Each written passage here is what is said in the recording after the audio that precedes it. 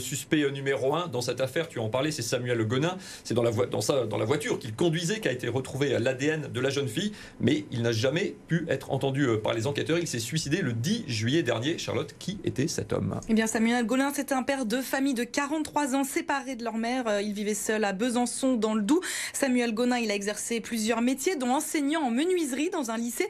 Mais quelques mois avant les faits, il avait quitté son emploi et s'était éloigné de sa famille. Il a ensuite mené une vie d'errance, probablement dans sa voiture. C'est la fameuse Ford Puma déclarée volée. Côté personnalité, des voisins ont parlé de lui comme un père de famille très gentil, fermez les guillemets, mais souffrant de problèmes liés à sa consommation de stupéfiants. Oui, il s'est avéré qu'il consommait beaucoup de cannabis, de cocaïne, parfois même sous forme de crack, beaucoup d'alcool aussi. Il a été diagnostiqué bipolaire, ce qui lui a valu d'ailleurs plusieurs séjours en psychiatrie. Selon un expert psychiatre qu'il avait entendu en juin 2023, Samuel Gonin présentait un trouble de personnalité de type borderline et un état dépressif avancé. Samuel Gonin qui était néanmoins inconnu des services de police jusqu'au 25 août 2023, soit un mois avant la disparition de Lina. Date à laquelle il commet un vol à l'arraché sur une femme de 90 ans. Autre fait, le jour même, il soutire 400 € d'un tiroir caisse sous la menace d'un couteau dans un supermarché.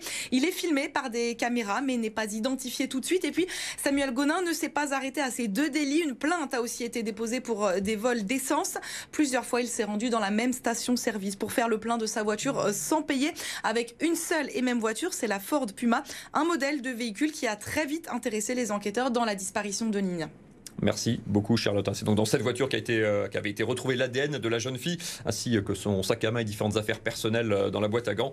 On parlera notamment des zones d'ombre encore, de l'enquête qui se poursuit avec toi Charlotte dans un instant. Petit rappel des faits, on va rembobiner un petit peu ces 13 mois d'enquête entre la disparition de la jeune fille et le dénouement tragique donc de ce mercredi. Retour sur l'enchaînement des faits et les avancées de l'enquête avec Lisa Adef. Lina disparaît le 23 septembre 2023 alors qu'elle se rend à la gare de Saint-Blaise-la-Roche. Depuis sa maison située dans la commune de Plaine, c'est à moins de 3 km. L'enquête démarre alors immédiatement. D'abord, une enquête pour disparition inquiétante est ouverte, mais très vite, le procureur de la République annonce l'ouverture d'une information judiciaire pour enlèvement ou séquestration de plus de 7 jours. Sur le terrain, les moyens mobilisés sont conséquents. Un hélicoptère, des drones, des dizaines de gendarmes d'investigation. Aucune piste n'est écartée. 2 jours après la disparition de Lina, sa mère prend la parole, le lendemain son père aussi et son petit ami Tao également qui dit avoir perdu son téléphone le jour de la disparition de Lina dans la bouche d'égout d'une usine désaffectée alors qu'il est le dernier à avoir échangé avec elle par SMS. 6 jours après la disparition de Lina, le 29 septembre, un témoin dit avoir vu l'adolescente dans une voiture avec un homme en direction de Strasbourg. Les gendarmes se lancent dans une vaste opération de fouille des maisons et des voitures, notamment même les bennes d'une déchetterie sont examinées. Le 6 octobre, une maison à 3 km de chez Lina est fouillée. Les gendarmes analysent les caméras de vidéosurveillance d'un étang proche de là où Lina s'est volatilisée et le fameux téléphone de Tao, le petit ami, est retrouvé. Les enquêteurs sollicitent les opérateurs téléphoniques pour trouver les numéros qui ont bordé sur une zone donnée à une heure précise. Ils épluchent aussi l'identité de chacun des numéros et fouillent leurs recherches internet et leurs réseaux sociaux notamment. Ouais, pendant plusieurs mois, les recherches se poursuivent, mais ça ne donne rien. Oui, jusqu'en janvier, quand les enquêteurs apprennent que Lina avait porté plainte pour viol en 2022, ils apprennent aussi et surtout qu'un homme de 20 ans était présent à une aire de jeu courant septembre 2023, ayant potentiellement abordé des jeunes filles. En mars, une information judiciaire contre X pour enlèvement et séquestration est toujours ouverte et la cellule d'enquête est toujours active. Des gendarmes sont dédiés exclusivement à cette affaire. Selon une source proche de l'enquête, c'est une enquête à 360 degrés qui nécessite des investigations sur le terrain. On ne se ferme aucune piste. Fin de citation. Au début du mois de juin, ça porte ses fruits. Les enquêteurs identifient une voiture volée, une Ford Puma volée le 24 août 2023 et saisie par les douanes après un refus d'obtempérer d'un certain Samuel Gonin.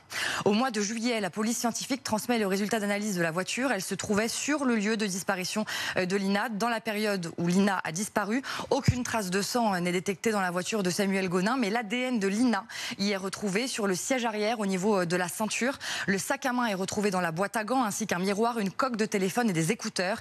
Il y a l'ADN de Lina sur tous ces objets trouvés dans la voiture de Samuel Gonin. Mais depuis quelques jours, Samuel Gonin s'est suicidé chez lui à Besançon. Le mois dernier, le procureur de la République de Strasbourg donnait une conférence de presse durant laquelle une question lui est posée sur la possibilité de retrouver Lina vivante. Réponse du procureur, on ne l'a pas retrouvée. Aujourd'hui, le corps de Lina a donc été retrouvé immergé dans un cours d'eau situé en contrebas d'un talus. Retour en plateau, toujours avec Charlotte Bechler. Charlotte, cette découverte marque la fin d'un long mystère, mais soulève bien sûr toute une série de questions, à commencer par cette interrogation. Que faisait Charlotte, le principal suspect, en Alsace le 23 septembre? Alors ça, Mathieu, c'est un véritable angle mort. Le procureur de la République expliquait en juillet dernier qu'aucun élément ne révélait que Samuel Gonin connaissait cet endroit. Il n'a aucune origine alsacienne, il n'a jamais travaillé ou vécu dans le secteur. Aucun élément non plus pour justifier d'un point commun entre Lina et lui, si ce n'est ce point de rencontre. Ont-ils été en contact par téléphone, sur les réseaux ou via un tiers? En plus, Mathieu, cette route entre Plaine et Saint-Blaise-la-Roche, ça n'est pas un grand axe, c'est pas une route de passage. Donc ça pose vraiment cette question, pourquoi le suspect s'est retrouvé là-bas? Deuxième interrogation, Charlotte, qu'est-ce qui aurait pu pousser Samuel Gonin à agir? Bien Mathieu, je n'ai pas vraiment la réponse. Tout tend à démontrer l'implication de Samuel Gonin. Dans sa voiture volée ont été retrouvés le sac à main de Lina, avec notamment sa coque de téléphone, ses écouteurs, mais aussi des cordes dans le coffre. Le profil génétique de l'adolescente et de celui de Monsieur Gonin ont été identifiés dans le véhicule. Le profil interroge, on en parlait tout à l'heure. En revanche, aucun mobile n'a été clairement défini. Et puis Mathieu, il faut rester prudent tout de même. Pour l'instant, le suspect reste présumé innocent. Question cruciale justement d'ailleurs, Charlotte, était-il possible d'interpeller Samuel Gonin avant son suicide le 10 juillet? Mathieu, oui, théoriquement ça aurait pu, puisqu'il y a une fenêtre de tir de 15 jours entre le moment où son véhicule est analysé par l'IRGCN et le jour où il se suicide.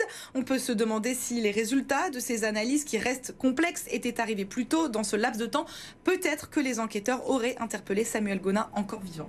Et dernière question, Charlotte, l'enquête va aussi devoir maintenant déterminer les causes de la mort de la jeune femme. Avec l'autopsie qui va arriver incessamment sous peu, effectivement. Et une dernière et aussi question qu'on se pose, Mathieu, c'est où est le téléphone de Lina? Parce que je rappelle que la coque a été retrouvée, mais pas le téléphone. Il avait cessé d'émettre à un moment très précis. Merci beaucoup, Charlotte, pour tous ces éléments de réponse. Avec la découverte du corps de la jeune fille, il y a aussi un travail de deuil, bien sûr, qui va commencer pour la famille et les proches de Lina, après plus d'un an d'angoisse, de peur, mais aussi de fol espoir. Écoutez ce qu'en dit la psychologue Johanna Rosenblum. C'est un espoir qui a été entretenu pendant des mois et qui se solde finalement par une réalité acerbe qui est celle du corps retrouvé de son enfant, avec tout ce que ça implique, les autopsies, la réalité de son calvaire. Donc l'état de sidération doit être immense, le traumatisme est immense. Je comprends très bien que la maman, la famille de Lina n'ait pas de mots. C'est une période extrêmement sombre puisque, comme vous le disiez très bien, tous les espoirs disparaissent et il va falloir bien sûr entamer un travail de deuil, j'ai envie de dire un travail de deuil impossible parce qu'en tant que parent, on ne se remet jamais du deuil de son enfant, surtout dans de telles conditions. Notre édition spéciale continue juste après la météo, les prévisions détaillées pour cette journée en Alsace avec Kevin Fleury.